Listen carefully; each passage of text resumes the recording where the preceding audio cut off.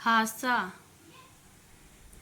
आज मोना देरी से सोकर उठी। ऑफिस से छुट्टी जो ले रखी थी। हल्की सी ठंड थी, इसीलिए आज मोना बालकनी की धूप में बैठी थी। बालकनी में बैठे बैठे वह फिर आदि की यादों में खो गई।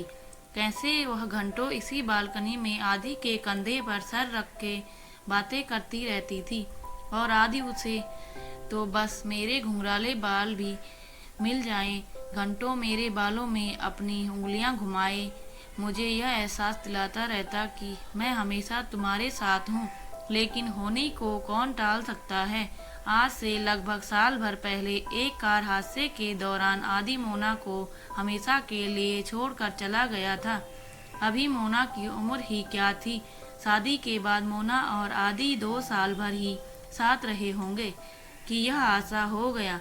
घर वाले मोना पर रोज अपनी नई जिंदगी शुरू करने का दबाव बनाते, कहते अभी तुम्हारी उम्र ही क्या है, तुम अब भी एक नई जिंदगी की शुरुआत कर सकती हो। लेकिन मोना किसी की न सुनती। औरों के लिए तो आज वैलेंटाइन डे था, लेकिन मोना के लिए कुछ नहीं।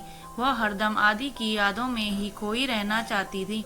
हालांकि पिछले कुछ महीनों से उसके साथ उसके ऑफिस में काम करने वाला राज उसमें दिलचस्पी ले रहा था, लेकिन मोना के कठोर रवैये के कारण आज तक मोना से कुछ कहने की हिम्मत नहीं जुटा पाया। लेकिन वह मोना की हर संभव मदद करता है। वह चाहे ऑफिस का काम हो या फिर बाजार का कुछ काम, आज तक उसने मोना की हर पल सहायता की है। और शायद इसीलिए मोना का स्वभाव भी अब राज के लिए बदलने लगा था। अब मोना ऑफिस जाते हुए अपने पहनावे पर भी ध्यान देने लगी थी। जाते जाते अब वह एक बार आईने में खुद को जरूर देख लेती। बस यही सोचते सोचते वह बालकनी की धूप में बैठी थी। ओफो, मैं भी क्या सोचने लगी। चलो आज वैलेंटाइन डे है, कहकर वह किचन में चली गई। आदि, तुम तन से मेरे साथ नहीं हो, पर मन से तुम आज भी मेरे साथ हो। तुम्हारी यादें आज भी मुझे जिंदा रखे हैं। देखो, आज मैंने तुम्हारे पसंद वाली पनीर की सब्जी और लच्छे पराठे बनाए हैं।